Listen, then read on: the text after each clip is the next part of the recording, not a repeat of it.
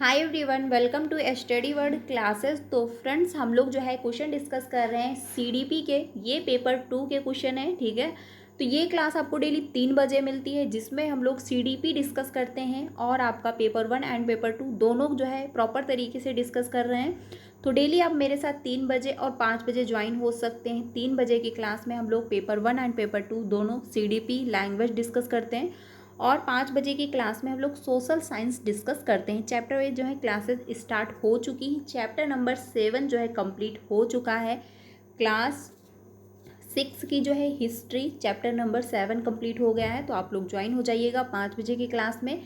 कल की क्लास में हम लोगों ने यहाँ तक क्वेश्चन कंप्लीट कर लिए थे, यानी कि 15 क्वेश्चन जो है कल की क्लास में कंप्लीट कर लिया था। तो अगर आपने कल की क्लास नहीं देखी है तो जाकर के ज्वाइन कर लीजिएगा। आज जो है हम लोग 16 से स्टार्ट करने वाले हैं, ठीक है। तो चलिए फिर क्लास को स्टार्ट करते हैं। चैनल पे पहली बार आए हो तो चैनल को सब्सक्राइब कर लीजिएगा और वीडियो को भी लाइक कर दीजिएगा, जिससे आपको जो है टीचिंग से रिलेटेड सारी अपडेट जो है वो टाइम से मिलती रहे और जो है क्लासेस भी आपको टाइम से मिलती रहे। तो पहला है क्वेश्चन आज का, अदर्शन और रीजन का क्वेश्चन दिया गया है। इसमें कहा गया है कि समावेशी शिक्षा से केवल विशेष बच्चे ही लाभान्वित होते हैं, यानी कि इंक्लूसिव एजुकेशन जो होती है उससे क्या है, केवल विशेष बच्चे ही लाभान्वित होते हैं, यानी उन्हीं को सिर्फ क्या है बेनिफिट मिलता है। ऐसा जो है नहीं है, क्योंकि इंक्लूसिव एजुकेशन क्या है कि सभी बच्चे को ध्यान में रखा जाता है। विशेष बच्चे हैं उनको भी ध्यान में रखा जाता है, या फिर जिन बच्चों में किसी प्रकार की डिसेबिलिटी नहीं है उनको भी ध्यान में रखा जाता है, यानी हर प्रकार के बच्चे को इंक्लूड किया जाता है। लेकिन यहाँ पर कहा गया केवल विशेष बच्चों को ध्यान में रखा जाता है, तो ये कहना गलत हो जाएगा, यानी कि आदर्शन जो है वो गलत है। तर्क जो दिया गया है, यानी कि समावेशी शिक्षा की अवधारणा इस दर्शन पर आधारित है कि केवल कुछ जो है बाध्यता वाले शिक्षार्थियों की ज़रूरतों को ही पोषित किया जाए, ठीक है। तो ये भी आपका गलत हो जाएगा, क्योंकि क्या है, समावेशी शिक्षा की अवधारणा इस दर्शन पर आधारित है कि केवल, ये यहाँ से गलत हो जाता है, क्योंकि बाधिता यानी कुछ लोगों को जो देखने में प्रॉब्लम है या फिर सुनने में समस्या है, तो सिर्फ उन्हीं को जो है ज़रूरत वालों को ही पोषित नहीं किया जाता है।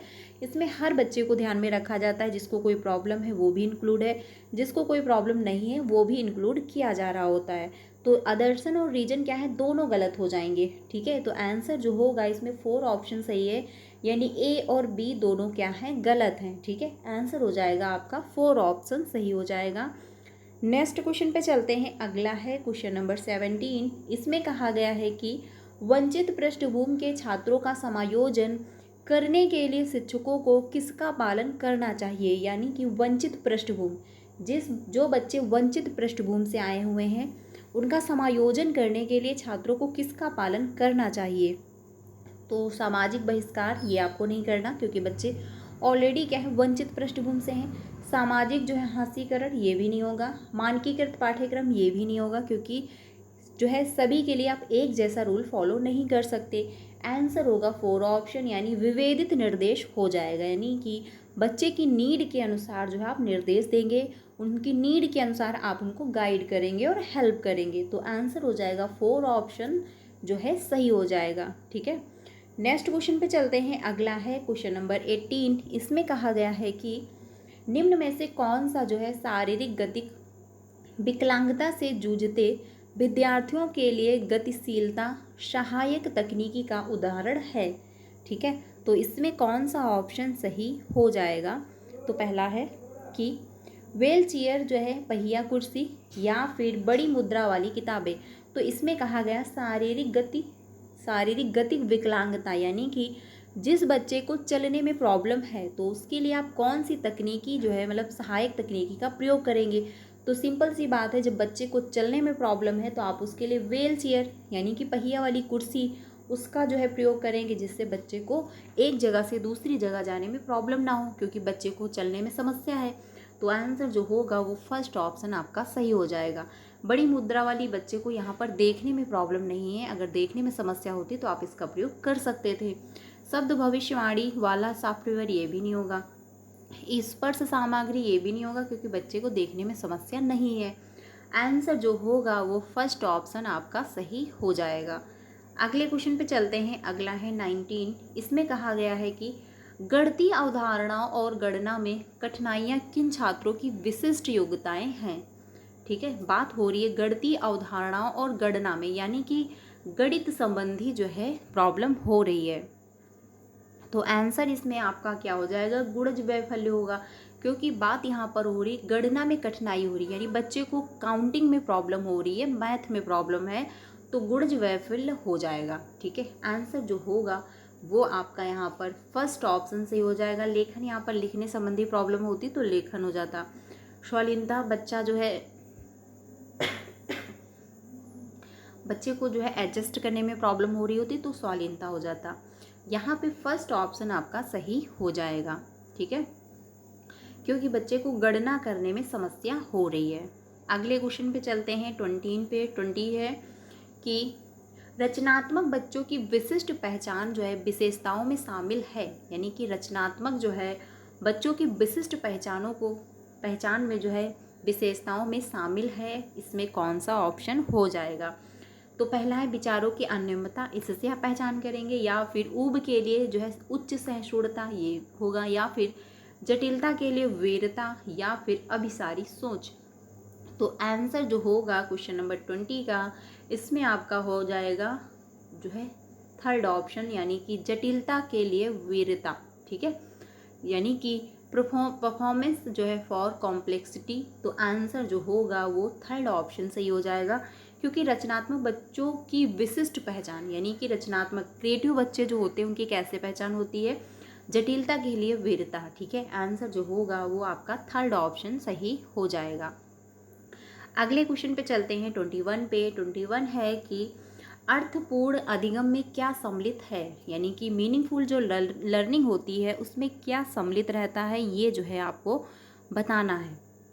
तो क्वेश्चन नंबर जो है आपका 21, इसमें देखिए, इसमें जो आपका पुरस्कार और दंड का प्रावधान है, या फिर एक दूसरे के साथ बातचीत करने के अवसर, या फिर सीखने के जो है तरीके पर विचार, या फिर साथियों के साथ प्रतिस्पर्धा के अवसर। तो इसमें आंसर जो होगा वो आपका सेकंड ऑप्शन सही हो जाएगा, क्योंकि एक दूसरे के साथ बातचीत करने के जब अवसर देंगे तो जो लर्निंग है वो मीनिंगफुल हो पाएगी, क्योंकि बच्चा जब एक दूसरे से डिस्कस करेगा तो जो भी डाउट होंगे वो क्लियर हो जाएंगे। जब ग्रुप लर्निंग होती है तो उसमें क्या है, कोई अगर एक टॉपिक के बारे में बच्चे को नहीं पता है तो वो दूसरे से पूछ ले रहा है, यानी कि आपस में सभी बच्चे एक दूसरे की मदद करके सीख रहे होते हैं। ठीक है, और जो भी डाउट होता है वो कंफर्म हो रहा होता है, क्लियर हो रहा होता है, तो जो लर्निंग है वो मीनिंगफुल हो रही होती है। तो आंसर जो है वो आपका सेकंड ऑप्शन सही हो जाएगा।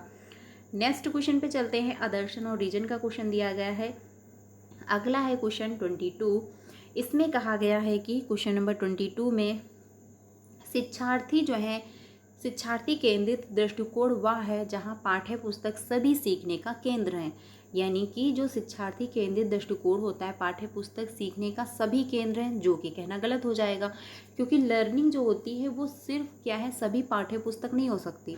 आपकी लर्निंग जो होती है क्या सिर्फ बुक से ही होती है? नहीं, आप जो है बच्चों की लर्निंग जो आप करवाते हैं तो टीएलएम के माध्यम से भी हो सकती है, कोई एक्टिविटी आप प्लान कर देते हैं, कोई ग्रुप लर्निंग करवा देते हैं। ठीक है, तो जो पाठ्य पुस्तक होती है वो सब कुछ नहीं होती, बट हाँ सीखने का क्या है, एक साधन है, एक रिसोर्स है। लेकिन ये कहना गलत हो जाएगा कि पाठ्य पुस्तक सब कुछ है। ठीक है, तो ये कहना गलत होगा।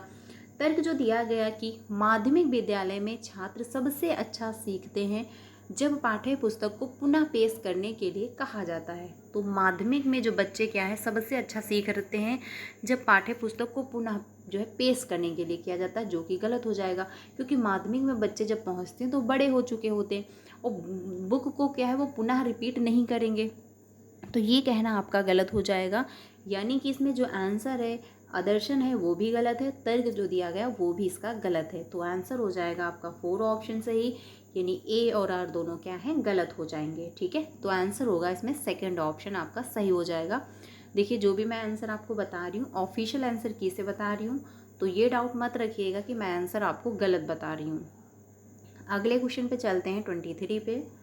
23 है कि एक सामाजिक जो है रचनात्मक कक्षा में अधिगम, यानी कि जो सोशल, यानी कि जो लर्निंग होती है, यानी कि क्लासरूम में जो सामाजिक रचनात्मक कक्षा में लर्निंग हो रही होती है वो कैसी हो रही होती है, यानी बच्चे के व्यवहार में स्थायी रूप से मापने योग्य परिवर्तन, या फिर ज्ञान के सह निर्माण की एक प्रक्रिया है, या फिर एक उद्दीपन और प्रतिक्रिया के युगम से होता है, या फिर तब होता है जब छात्रों को सकारात्मक पुनर्बलन पेशकश की जाती है। तो 23 जो है इसमें आंसर कौन सा हो जाएगा? तो इसमें आंसर होगा आपका सेकंड ऑप्शन, यानी ज्ञान के सह निर्माण की एक प्रक्रिया होती है। ठीक है, सह निर्माण कैसे? सामाजिक रचनात्मक कक्षा में क्या होता है, बच्चे एक दूसरे की मदद करके सीख रहे होते हैं, ग्रुप लर्निंग हो रही होती है जिसमें टीचर भी एक्टिव होता है और साथ ही बच्चे भी एक्टिव हो रहे होते हैं। ठीक है, और साथ में एक दूसरे की मदद करके बच्चे सीख रहे होते हैं। तो आंसर जो होगा वो आपका सेकेंड ऑप्शन सही हो जाएगा। अगले क्वेश्चन पे चलते हैं 24 पे। 24 है कि डैश डैश अधिगम के लिए उचित कक्षा वातावरण का आधार होने चाहिए। तो इसमें जो है अधिगम के लिए जो है उचित कक्षा का वातावरण कैसा होना चाहिए, यानी वातावरण का आधार होना चाहिए। तो 24 जो है इसमें पहला है अनुकूलन और पुनर्बलन का सिद्धांत, ये नहीं होगा। प्रतिस्पर्धा और व्यक्तिवाद, ये भी नहीं होगा, क्योंकि क्लासरूम में आपको प्रतिस्पर्धा नहीं करवानी, एक दूसरे से कंपटीशन जो है नहीं करवाना है। थर्ड है सहयोग और सकारात्मक सहकारात्मकता, या फिर पृथक्करण या जो है नामीकरण। तो पृथक्करण और नामीकरण आपको नहीं करना, क्योंकि हर बच्चे को आपको इंक्लूड करना है, बच्चे को अलग थलग नहीं करना, ना तो बच्चे को एक दूसरे से कंपटीशन करवाना है। तो आंसर जो होगा वो थर्ड ऑप्शन सही होगा, यानी सहयोग और सहकारात्मकता जो है हो जाएगा। तो आंसर जो है वो थर्ड ऑप्शन आपका सही हो जाएगा। ठीक है, कक्षा का जो वातावरण है वो सहयोगफुल होना चाहिए और बच्चे एक दूसरे की मदद करके सीख रहे हों। अगले क्वेश्चन पे चलते हैं 26 पे। 26 है क्वेश्चन नंबर जो है आपका 25, यानी कि क्वेश्चन नंबर जो है आपका 25 में जो है आदर्शन और रीजन का क्वेश्चन दिया गया है।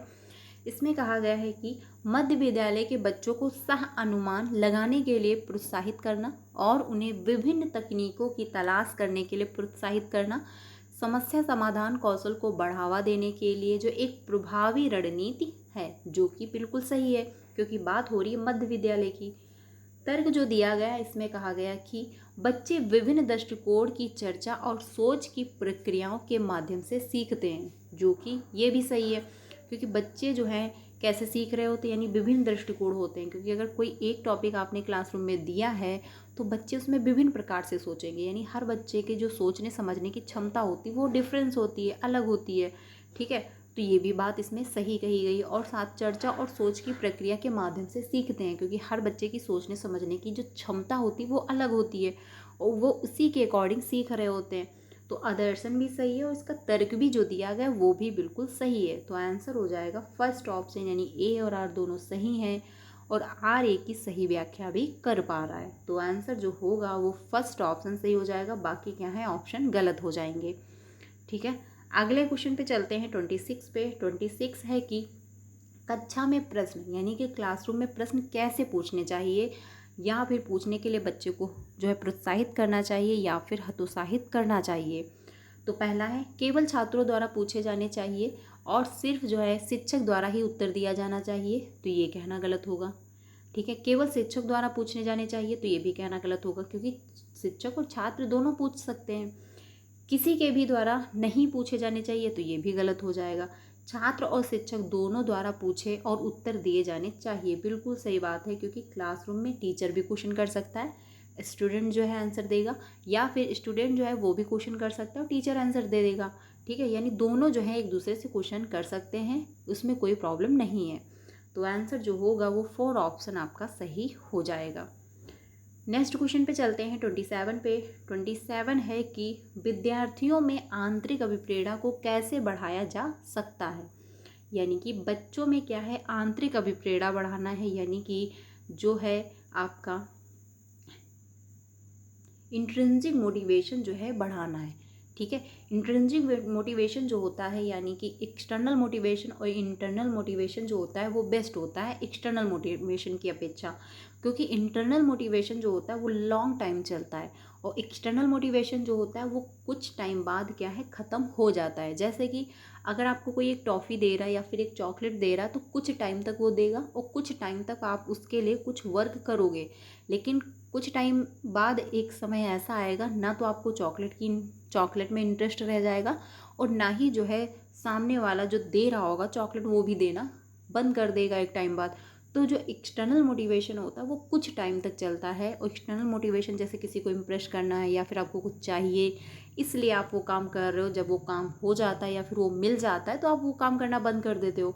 तो ये कुछ टाइम चलता है, उसके बाद जो है ये बंद हो जाता है। लेकिन एक्सटर्नल मोटिवेशन जो यानी इंटरनल मोटिवेशन जो होता है वो आपका लॉन्ग टाइम चलता है, क्योंकि आपको पसंद है या फिर आपको अच्छा लगता है इसलिए आप वो वर्क कर रहे हो, वो काम कर रहे हो, तो लॉन्ग टाइम चलेगा। ठीक है, तो इसीलिए बच्चे में क्या है, इंटरनल मोटिवेशन भरना चाहिए, ना कि एक्सटर्नल मोटिवेशन भरना चाहिए। तो बात यहाँ पर भी है, इंटरनल मोटिवेशन को बढ़ावा दिया जा सकता है। तो क्वेश्चन नंबर 27 जो है इसमें पहला है भौतिकवादी पुरस्कार प्रदान करके, तो इसके द्वारा क्या है, एक्सटर्नल मोटिवेशन होगा ना कि इंटरनल, तो ये गलत। नकारात्मक जो है दृढ़ीकरण, ये भी आपका नहीं होगा। दंड के भय द्वारा, ये भी नहीं होगा। आंसर होगा 4 ऑप्शन, क्योंकि दंड के भय द्वारा ये आपका एक्सटर्नल हो जाएगा, यानी कि इसका रीजन जो बाहर है, क्योंकि आपको दंड से जो है भय लग रहा है, पनिशमेंट से आपको डर लग रहा है, इसलिए आप ये काम कर रहे हो, तो ये क्या है, एक्सटर्नल मोटिवेशन है। देखिए इंटरनल क्या है, सीखने की जो है खुशी पर ध्यान केंद्रित करके, यानी आपको इंटरेस्ट आ रहा है, आपको खुशी हो रही है कि हाँ हम ये सीख रहे हैं, तो ये क्या है, आपको इंटरनल मोटिवेशन है। यानी कि एक्सटर्नल मतलब इंटरनल मोटिवेशन है, आंतरिक अभिप्रेरणा है, ये लॉन्ग टाइम चलेगा क्योंकि आपको पसंद है वो करना। ठीक है, तो आंसर जो होगा वो 4 ऑप्शन आपका सही हो जाएगा। अगले क्वेश्चन पे चलते हैं 28 पे। 28 है कि मध्य विद्यालय के छात्र किन जो है प्रक्रियाओं के द्वारा ज्ञान का निर्माण करते हैं और जो है अर्थ निकालते हैं। तो पहला है सक्रिय अन्वेषण, या फिर जो है अमूर्त समस्याओं पर काम करना, या फिर पूछताछ और प्रयोग, या फिर जो है शिक्षकों और मतलब साथियों के साथ बातचीत। तो इसमें आंसर जो होगा, क्वेश्चन नंबर जो है आपका 29, क्वेश्चन नंबर जो है आपका 28, इसमें जो है आंसर जो होने वाला है वो 4 ऑप्शन सही होगा, यानी कि सक्रिय अन्वेषण ये भी सही है, जो है अमूर्त समस्याओं पर काम करना ये भी सही है, पूछताछ और प्रयोग ये भी सही है, शिक्षकों और साथियों के साथ बातचीत ये भी जो है सही है, क्योंकि ज्ञान निर्माण करते हैं, तो ये सभी जो हैं क्या है, मदद कर रहे हैं। तो आंसर जो होगा वो 4 ऑप्शन सही हो जाएगा, यानी कि 1 2 3 4, यानी 1 2 3 4, यानी कि सारे ऑप्शन जो हैं वो सही हैं।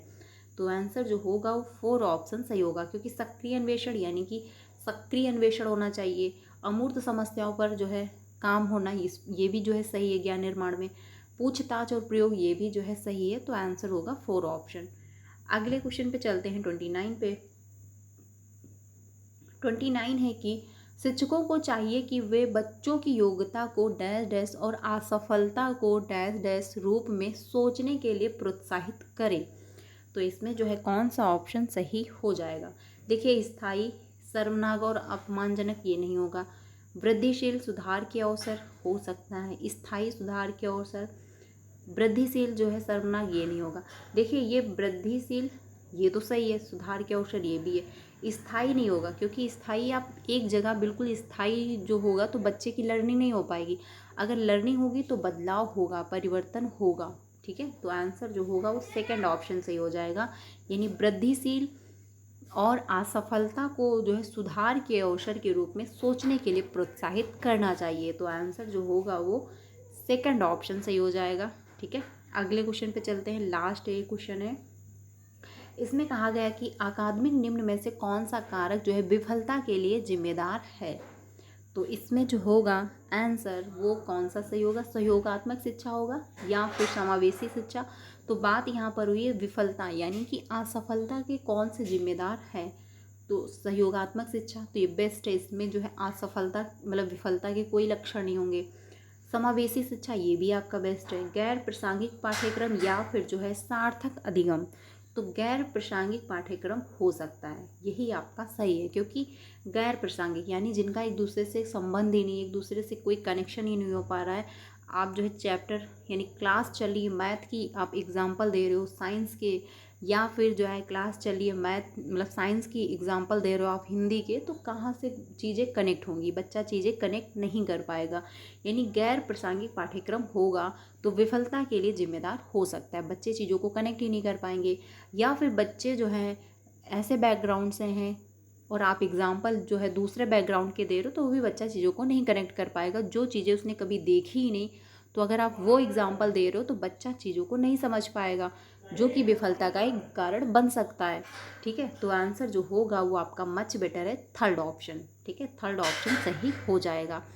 तो फ्रेंड्स ये 15 क्वेश्चन थे। कल की क्लास में हम लोगों ने 15 क्वेश्चन कंप्लीट किए थे, आज भी हम लोगों ने 15 क्वेश्चन कंप्लीट कर लिए। डेली ये क्लास 3 बजे आपको मिलती है, तो डेली मेरे साथ 3 बजे ज्वाइन होइएगा, और साथ में 5 बजे की क्लास भी होती है, उसमें हम लोग सोशल साइंस डिस्कस कर रहे हैं। तो आज के लिए इतना ही रखते हैं। क्लास कैसी लगी वो आप लोग कमेंट में बताइएगा। डेली मेरे साथ 5 बजे ज्वाइन हुई है, हम लोग जो है जल्दी थ्योरी करने वाले हैं, तो उसकी भी क्लासेस आपको जल्दी मिलने वाली हैं। तो डेली मेरे साथ 3 बजे आप ज्वाइन हो सकते हैं। बाकी वीडियो अच्छी लगी तो लाइक कर दीजिएगा, ज़्यादा से ज़्यादा अपने फ्रेंड को शेयर कर दीजिएगा जो भी सीटेट की प्रिपरेशन कर रहे हैं। मिलते हैं नेक्स्ट क्लास में। Thank you.